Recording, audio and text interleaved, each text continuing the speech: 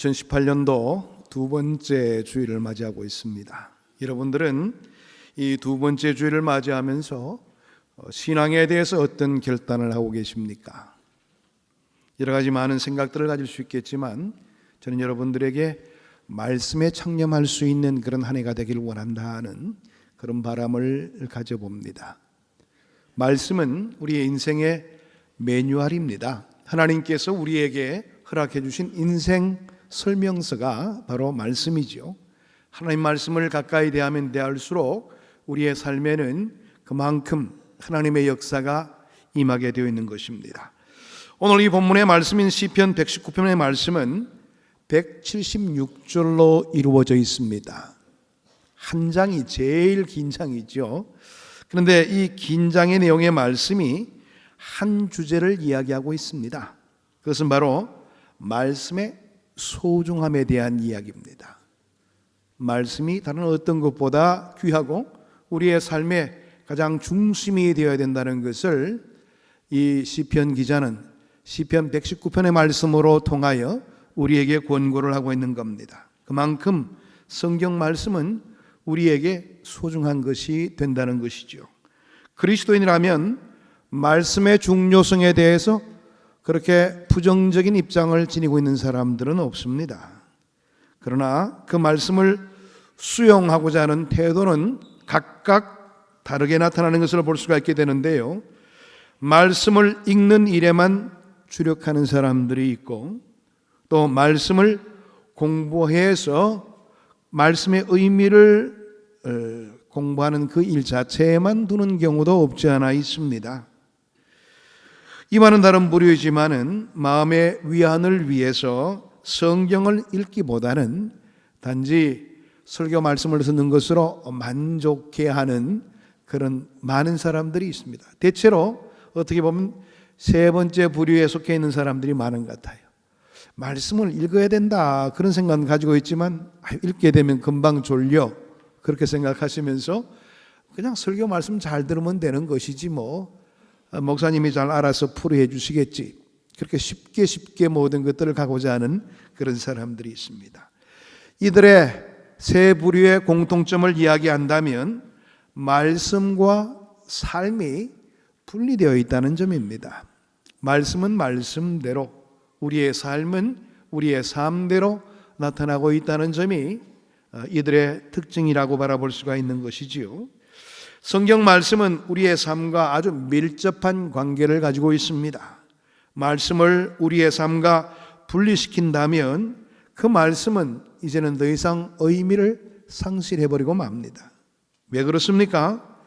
하나님은 말씀을 주실 때에 인간의 역사 가운데서 다시 말해서 우리의 삶 가운데 말씀을 허락해 주셨기 때문에 그런 것입니다. 그러므로 우리가 하나님의 말씀을 어떻게 대하는가 하는 것은 우리의 삶의 변화에 매우 중요한 문제가 된다는 사실을 우리가 익히 알아야 되는 겁니다. 그런 점에 있어서 오늘 이 본문의 말씀은 말씀과 삶의 상관관계를 아주 명백하게 우리에게 제시해 주고 있는 내용으로 나타나고 있습니다. 첫 번째로 말씀은 지키는 삶에서 그 의미가 있다는 점입니다. 이 말씀은 말씀 그대로에서의 어떤 그 가치보다도 우리의 삶에서 그 말씀을 지킬 때에 그 효력이 강하게 나타나게 된다는 사실이에요. 본문 1, 2절의 말씀을 보게 되면 여호와의 증거를 지키고 전심으로 여호와를 구하는 자가 복이 있다고 그렇게 선포하고 있지요. 그런데 시편 기자는 여기서 하나님의 말씀을 그냥 단순히 읽는 사람이 복이 있다 이렇게 말하지 않았습니다. 또 말씀을 듣는 사람이 복이 있다 이렇게 말하지도 않았습니다. 오늘 이 말씀을 보게 되면 그 말씀을 지키는 사람들이 복이 있다는 겁니다. 왜 읽느냐? 마음의 수양을 위해서. 물론 수양도 되지요. 그러나 말씀은 우리가 그 말씀대로 지키기 위해서 존재하는 것이라는 것을 우리가 잊어서는 안 될 것입니다. 가장 나쁜 성경 공부 방법은 단순히 지식을 넓히기 위해서 하는 성경 공부 방법이 가장 나쁜 성경 방법입니다. 이분들은 자기가 그렇게 살고 있는 것으로 착각하고 있을 때가 많기 때문에 그래요. 공부를 열심히 하다 보면 그래 내가 다 알아. 나는 그렇게 살아. 그렇게 생각하고 있다는 점입니다. 그래서 말씀에 따른 실천에 대해서 힘쓰지 않습니다. 말씀대로 살려는 의지도 없습니다. 왜? 다 안다고 보기 때문에 그런 것입니다. 최선의 성경 공부는 삶을 위해서 하는 것입니다. 지키기 위해서 하는 점이라는 거예요. 왜 읽습니까? 지키기 위해서 읽게 된다는 거예요. 왜 듣습니까? 지키기 위해서 들어야 되는 겁니다. 하나님의 말씀을 지키는 것, 순종을 위해서 말씀을 접하는 것이 신앙의 기본 철칙입니다. 왜? 하나님께서는 우리에게 지킬 것을 요구하고 말씀하셨기 때문에 그런 것입니다. 그러면 어떻게 해야 말씀을 지킬 수가 있는 것일까요? 우리가 성경 말씀을 접하게 될 때 가장 중요한 것은 성경 그 자체에 주안점을 두어서는 안 된다는 점입니다. 성경에서 하나님을 만나고 또 성경에서 하나님을 면대할 수 있는 그런 마음의 자세가 먼저 우리에게 필요하다는 것입니다. 성경을 읽고 성경을 공부할 때에 말씀에 대한 지식만을 얻으려고 하지 말고 성경에서 하나님을 만나고자 하는 마음으로 성경을 대하는 것이 바른 성경을 읽는 방법이라는 겁니다. 성경 말씀 가운데서 하나님 만나기 위하여 내 마음을 열고 하나님의 은혜를 간구하며 나가는 그런 우리의 자세가 먼저 선행되어야 된다는 것입니다. 우리는 성경에서 하나님의 음성을 듣기 위해서 성경을 대할 수 있는 그런 마음의 자세를 가져야 합니다. 본문 2절의 말씀에는 어떤 말씀이 있습니까? 여호와의 증거를 지키고 전심으로 여호와를 구하는 자는 복이 있도다. 그렇게 이야기하고 있죠. 이 문맥으로 바라본다면 여호와의 증거를 지키는 사람들은 전심으로 여호와를 구하는 자들입니다. 문맥의 흐름이 그런 거예요. 다시 말해서 전심으로 마음을 다해서 하나님을 구하는 자들이 바로 여호와의 증거를 지키는 사람이라 이렇게 이야기해 볼 수가 있다는 점입니다. 하나님의 말씀만 구하는 것이 아니라 하나님을 구하는 자인 것입니다. 어떻게 구한다고요? 전심으로 구한다. 예? 정말 하나님의 귀한 만남을 위하여 마음을 열고 그 일에 우리의 모든 관심들을 다 모으는 그런 우리의 모습이 갖추어지게 될 때에 하나님은 말씀 가운데서 우리를 만나주시고 우리의 삶을 이끄신다는 겁니다. 10절의 말씀에도 보게 되면 내가 전심으로 주를 찾았다 이런 표현이 나타나고 있지요. 오늘 시편 기자도 이 본문의 말씀은 아니지만 본문의 말씀을 뒤이어서 내가 전심으로 주를 찾았다는 거예요. 내가 말씀을 대할 때 단지 말씀을 읽는다고만 생각하지 말고 하나님을 만나고 싶다, 하나님의 음성을 듣고 싶다는 그런 뜨거운 마음을 가지시길 바랍니다. 성경 말씀이 부닥쳐올 때에 하나님 내게 말씀하심을 감사합니다. 이런 우리 서로 교통하는 그런 삶의 자세가 성경을 읽을 때 필요하다는 것입니다. 다시 말해서 성경 한 구절 한 구절이 직접 하나님께서 나에게 말씀하시는 말씀으로 받아들일 수 있는 그런 우리의 자세가 성경을 읽을 때마다 있어야 된다는 겁니다. 이게 바로 하나님을 만나는 작업이죠. 말씀을 통해서 우리는 하나님을 경험해야 되는 것입니다. 어떻게 해요? 마음을 다하여 하나님을 찾음으로 경험해야 된다는 사실입니다. 머리로만 찾으려고 하지 마시기를 바랍니다. 어떤 사람은 관념적인 지식에 머물러서 그래서 그냥 그래 이런저런 이런 것이야 말들은 잘하는데요, 실제적으로 주님 만난 확신과 주님만 붙들고자 하는 그런 의지력이 신앙생활 속에 사라져 있는 사람들을 종종 보게 됩니다. 그렇다면 주님을 만나되 어떤 곳에 이르기까지 주님을 만나야 된다고요? 오늘 말씀 보게 되면 마음에까지 미칠 수 있는 그런 우리의 삶의 자세가 필요하다는 겁니다. 말씀을 대하되 그 말씀을 지키고자 하는 의지력, 그런 우리의 모습에 이르기까지 말씀을 대할 수 있는 그런 태도가 필요하다는 겁니다.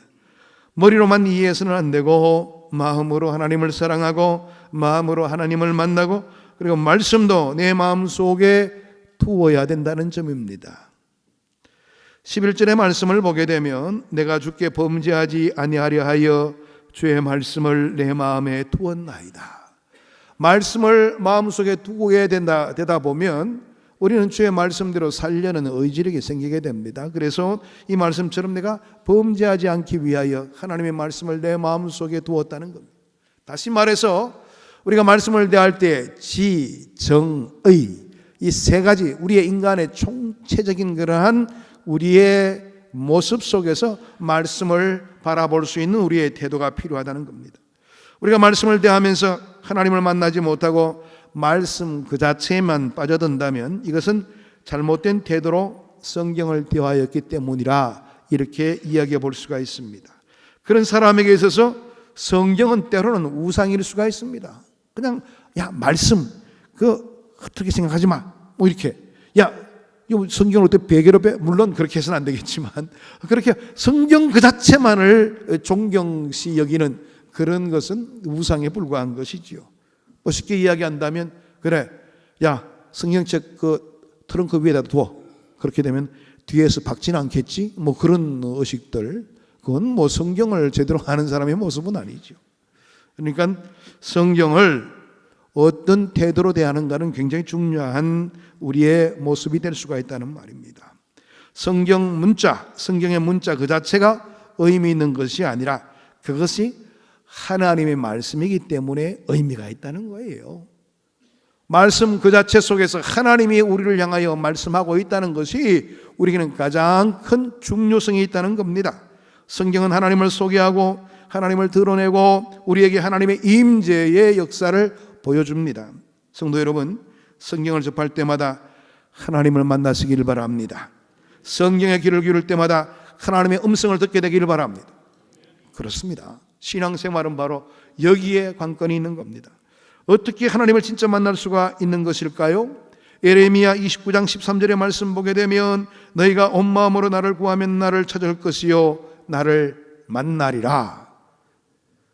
하나님은 예레미야 선지자를 통해서 그와 같이 말씀하셨습니다. 당신을 찾는 자, 주님을 찾는 자에게 반드시 만나주신다는 약속의 말씀을 들려주십니다. 우리가 만나지 못하는 것은 찾지 않아서 우리가 갈급함을 가지고 찾지 않아서 주님을 만나지 못하는 겁니다. 하나님을 만나고 싶다, 주의 음성을 듣고 싶다, 주의 임재를 경험하고 싶다, 간절한 마음으로 하나님을 찾아보시기를 바랍니다. 하나님 반드시 우리와 만나 주십니다. 우리 삶의 큰 변화와 하나님의 능력을 체험할 수 있도록 우리의 삶을 인도해 주실 것입니다. 성경을 열 때마다 성경 속에 흘러나오시는 하나님을 만나보시기를 바랍니다. 이게 바로 더욱더 생동감 있게 성경을 대할 수 있는 방법이기도 합니다. 성경을 통해서 말씀하시는 주의 음성을 들을 수만 있다면 우리의 삶이 달라질 수밖에 없는 겁니다.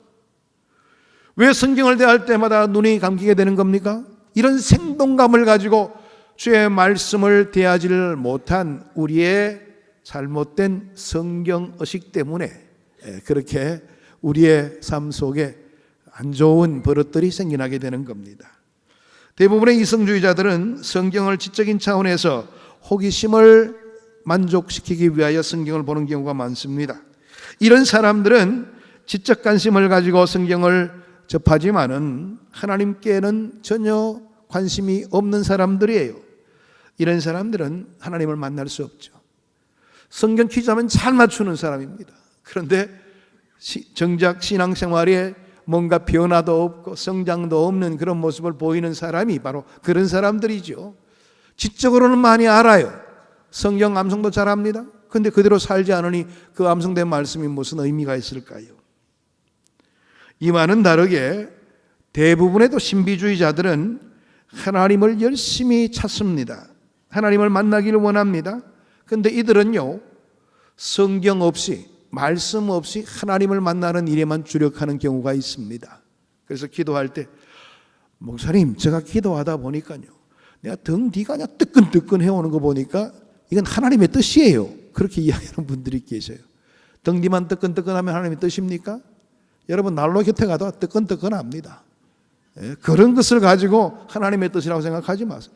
내가 기도하는데 눈이 번쩍번쩍 하더라고요. 그래서 내가 하나님의 뜻인 줄 알았다고. 그렇게 이야기합니다. 성경 어디를 봐도 눈에 번쩍번쩍이는 것이 보이게 되면 하나님의 뜻이라는 말은 없어요. 우리가 철저하게 하나님의 말씀을 근거로 해서 하나님을 만나기를 원하고 주의 말씀에 창념하는 그런 모습을 보여야 될 텐데, 이 신비주의자들은 그런 것과 전혀 상관없이 자기의 생각과 감각에 의존해서 주님을 믿는다고 말하는 사람들이 있어요. 이런 분들은 실수할 수가 있고 또 마귀의 미혹 속에 빠져드는 경우가 많습니다. 주의를 해야 될 부분이 되겠죠. 여러분, 가장 완전하게 하나님을 체험할 수 있는 것은 성경을 통해서, 말씀을 통해서 하나님을 만나는 것입니다. 이 말씀 속에 자신을 계시하는 영광의 하나님을 만나시게 되기를 축복합니다. 신앙생활의 기쁨이라는 것이 바로 이겁니다. 주의 말씀을 대하면서 말씀의 깊은 자리에 거하게 되고 하나님께서 내 삶에 어떻게 역사하시는가, 어떻게 말씀하시는가를 항상 기리게 되면 우리의 삶의 모습이 달라질 수밖에 없는 겁니다. 성경을 통해 살아있는 하나님을 만나기를 원하는 사람들은 하나님의 말씀을 귀히 여깁니다. 또 성경에서 하나님의 지시하는 그런 삶의 길을 발견하기를 원하는 그런 열망을 가지게 됩니다. 이 성경에서 하나님이 나에게 삶의 길을 어떻게 보여주시나, 이런 갈망을 가지게 되고 성경을 열심히 읽는 그런 모습을 보이게 됩니다. 거기에는 내가 반드시 달려갈 길이 보여지는 그런 특별한 은혜가 임할 수가 있게 되는 겁니다. 3절 하반절의 말씀을 보게 되면 주의 도를 행하는도다, 이런 말씀이 있죠. 이 말은 본래 주의 길을 걷는도다, 이런 뜻을 가지고 있습니다. 원어의 뜻은요, 주의 길을 걷는도다, 주님의 길을 걷게 된다는 말입니다. 정말 복 있는 사람은 주의 길을 걷는 사람입니다. 나를 위해서 예비해 두신 그 길을 걷게 된다는 것입니다. 그들에게는 하나님의 말씀이 펼쳐지는 순간에 주께서 나를 위해서 예비해 두신 그 길이 보이게 되는 겁니다. 그 길을 행하는 사람이 복이 있다는 것입니다. 주님께서 나를 위해서 준비해 두신 길이에요. 내가 너를 위해서 준비해 두었다, 이대로 생활만 하라. 내가 너를 붙들어 줄 것이고 너의 삶의 길에 내가 동행해 줄 것이야. 하나님께서 약속해 주시는 그 자리에 임하게 되면요, 누가 실패하겠습니까? 문제는 내 뜻대로, 내 생각대로, 내 경험대로 모든 것을 결정짓다 보니까 실패하고 낙심하는 경우가 있는 것이지요.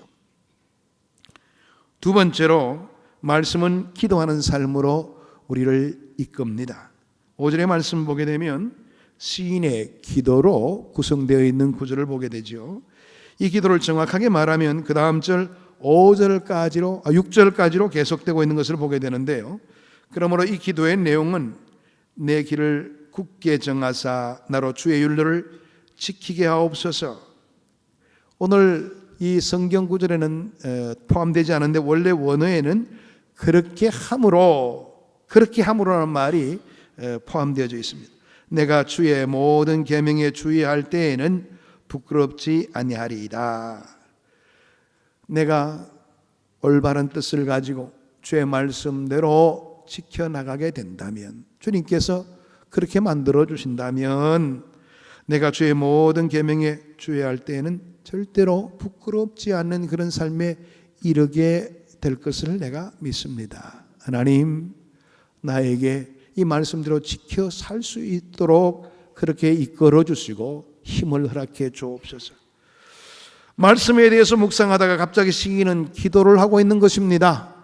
하나님, 내 의지로, 내 힘으로 이 말씀대로 살아간다는 그 자체가 너무나 버겁습니다.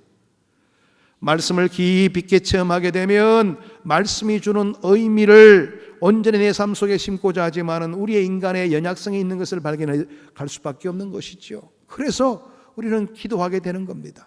하나님의 도우심이 반드시 내 삶 속에 있을 때에 주의 말씀대로 순종하며 살고자 하는 나의 의지가 온전히 실행되리라고 믿습니다. 하나님, 내 도움이 되어 주옵소서. 그래서 말씀 앞에 나서더라도 내가 부끄럽지 않게 살아갈 수 있도록 인도해 달라는 그런 고백의 모습이 있게 되는 것입니다. 여러분, 이처럼 말씀대로 살기를 원하나 살 수 없는 내 자신의 무력함을 발견할 때마다 그 사람은 하나님의 도우심을 구하지 않을 수가 없습니다. 그래서 그가 발견한 말씀, 그가 그대로 살기를 원하는 말씀을 붙들고 주 앞에 엎드려서 기도하게 되는 것입니다. 주여, 이제 내 길을 흔들리지 않도록 정하여 주시고 나로 이 율례를 지킬 수 있는 사람이 되게 해달라는 그런 기도가 자연스럽게 나오게 되어 있는 것입니다.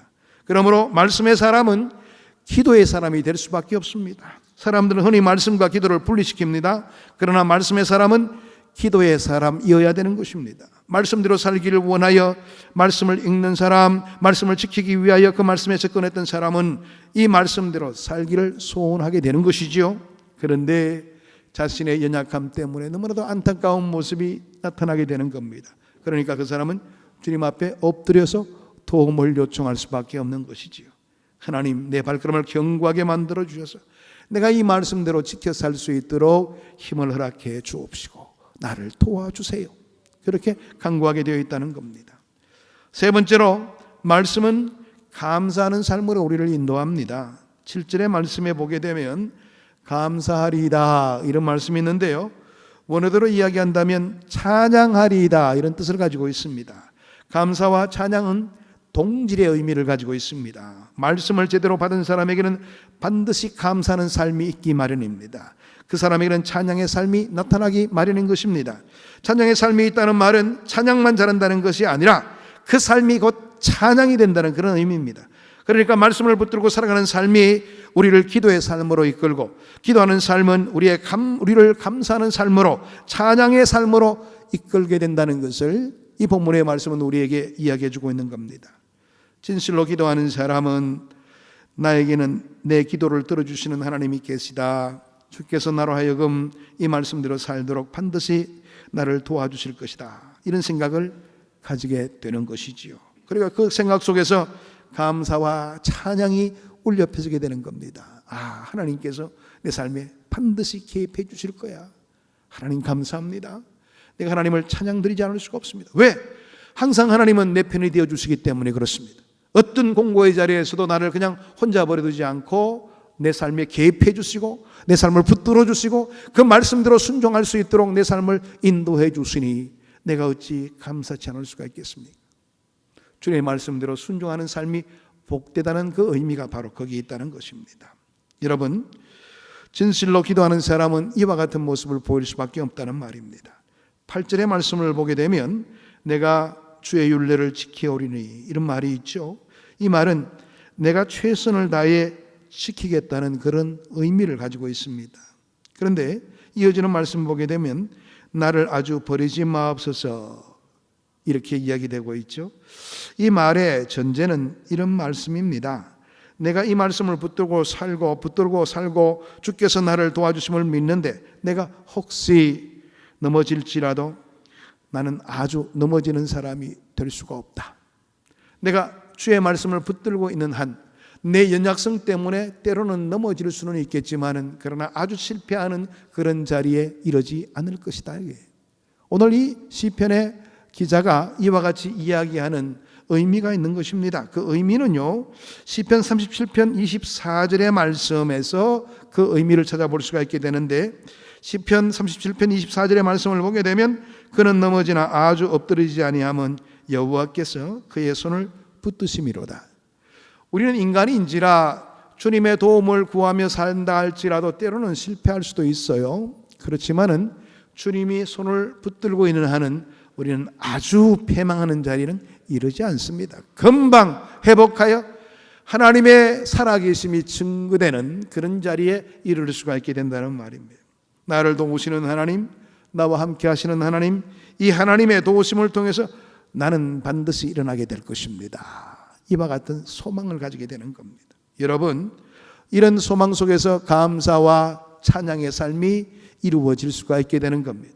그러니까 우리가 이와 같은 삶을 확정적으로 믿고 의지하고 살다 보면 우리의 삶의 자리에서 하나님의 역사하심이 얼마나 크게 나타나는지를 체험해 볼 수가 있게 되는 겁니다. 요한복음 7장 17절의 말씀에는 이런 말씀이 있습니다.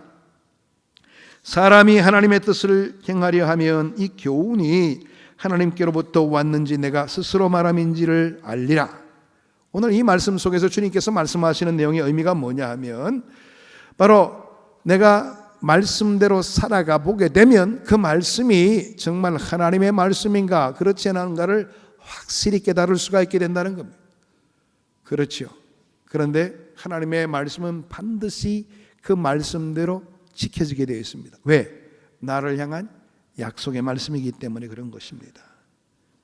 말씀대로 살아보게 되면 그 말씀의 효력이 어떤 내용을 포함하고 있는지를 알게 된다는 겁니다. 여러분, 기도해 보시기를 바랍니다. 기도의 응답을 받아본 사람은 기도에 대해서 의심하지 않습니다. 기도를 한 번도 안 해본 사람들이 기도에 대해서 의심하게 되는 것이죠. 말씀대로 살고자 하는 사람은 말씀의 그 권위와 말씀의 영광과 말씀의 능력을 알고 신앙생활에 임하고 있습니다. 그래서 절대로 말씀의 약속은 우리를 향해서 어기어지는 법이 없다는 것을 반드시 알고 말씀을 붙들고 생활하고자 하는 그런 모습을 보이게 되는 겁니다. 말씀대로 살고자 하는 사람은 이 말씀이 진리인 것을 압니다.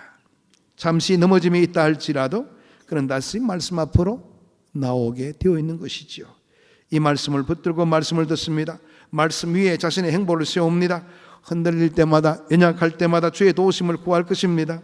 그리고 그 행보를 말씀 위에 견고하게 세울 것입니다. 이 말씀의 영광이 오늘 저와 여러분들을 붙드시게 되기를 축복합니다. 여러분, 말씀은 바로 이와 같이 우리의 삶 가운데 역사하게 되는 겁니다. 내 신앙생활이 올바른가 올바르지 못한가를 점검할 수 있는 비결이 있을까요? 저는 여러분에게 이러한 내용들을 좀 전해드리고자 합니다. 내가 신앙생활 올바로 하고 있는가 하고 있지 못한가를 무엇으로 판별하느냐 하면 나와 성경 말씀과의 거리로 표현해 볼 수가 있습니다. 내가 하나님의 말씀을 가까이 대하기를 원하고 날마다 말씀대로 순종하기를 원하고 그런 열망이 있다면 나는 하나님과 가까이 있는 사람입니다. 그런데 말씀이 어떻게 되든지 상관없고 말씀이 뭘 이야기하는지 그런 일들은 전혀 관심을 기울이지 않고 생활하고 있다면 그 말씀의 그 거리가 나의 신앙의 현 주소가 될 수가 있다는 점입니다. 최근에 말씀과 멀어졌습니까? 그것은 내가 하나님과 멀어졌다는 증거가 될 겁니다. 다시 말씀으로 달려올 수 있도록 여러분 새롭게 간구하시길 바랍니다. 하나님, 정말 이제는 하나님 말씀의 근거에서 내가 순종함으로 사는 그 삶에 이르게 되기를 원합니다. 주님, 나의 흩어진 마음을 붙들어 주셔서 말씀에 창념할 수 있는 자가 되게 인도해 주옵소서. 그렇게 간구하시길 바랍니다. 하나님께서 반드시 우리의 삶 속에 말씀의 그 의미를 더욱더 깊이 있게 깨달을 수 있도록 만들어 주실 겁니다. 이 말씀이 진리라면 왜 이 진리를 외면하라 하십니까? 그래서는 안 되는 것이죠. 원래는 하나님의 말씀 위에 더욱 굳게 세워지고 이 말씀 위에 서서 살아가는 그런 복된 한 해가 되기를 축복합니다. 이런 삶에 이룰 수 있는 새로운 하나의 과제가 우리 앞에 놓여져 있죠. 내일부터 성경 통독 특별 새벽 기도가 있습니다. 여러분들을 위해서 준비된 겁니다. 저를 위해서요? 물론 저를 위해서도 준비되었죠. 그런데 여러분들을 위해서 더욱더 준비되어 있는 프로그램이라는 것을 인지하시기를 바랍니다. 여러분, 벌써 우리는 제가 오고 나서 계속 성경 통독을 했는데요, 신약 성경은 벌써 다 읽었어요. 이제 작년에는 창세기를 읽었어요. 이제 이번 주간에는 출애굽기를 읽게 될 겁니다. 이렇게 읽다 보면 적어도 한 번은 읽게 될 수가 있어요. 참여만 한다 할지라도. 예수 믿는다고 말하면서도 성경 한 번도 읽지 않고 하나님께로 간다면 얼마나 죄송하겠어요. 야, 내가 너에게 이야기한 모든 약속을 너 기억하고 있냐? 한 번이라도 읽어봤냐? 이렇게 이야기할 때 뭐라고 말씀하시겠어요? 바쁜 일이 너무 많았어요. 과거에 여러분들이 연애 시절에 여러분들을 사랑했던 분이 연애 편지를 딱 보내게 되면 그걸 한 번만 읽습니까? 수십 번 읽죠. 또 그 단어가 이상하면 그 단어의 의미가 뭘까 고민하게 되고 그렇게 하지 않겠습니까? 여러분, 성경 말씀은 하나님이 우리에게 보내주신 연애 편지예요. 사랑의 편지예요. 그런데도 우리는 전혀 이걸 생각지도 않습니다. 이게 바로 우리의 현주소가 된다면 하나님은 그토록 큰 사랑을 우리에게 보여주셨는데 우리는 그 사랑에 전혀 상관없는 삶을 살게 될 수밖에 없는 겁니다.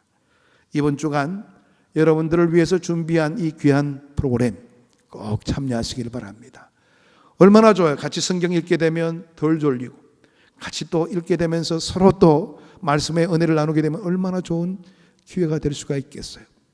그래서 말씀을 더욱더 깊이 있게 또 가까이 대할 수 있는 그런 삶의 모습을 갖춤으로 통해서 말씀이 내 삶 속에 역사하시는 귀한 삶의 현장들 우리 모두가 경험하시게 되기를 바랍니다.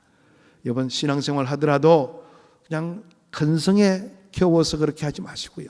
근성하려고 하지 마시고 좀 적극성을 띠시길 바랍니다. 그래서 하나님께서 나를 통해서 뭘 원하시길래 나를 이곳으로 보내주셨나 말이에요. 나를 위해 예수 믿게 해주셨는가, 이런 부분에 대해서도 좀 고민해 보시길 바랍니다.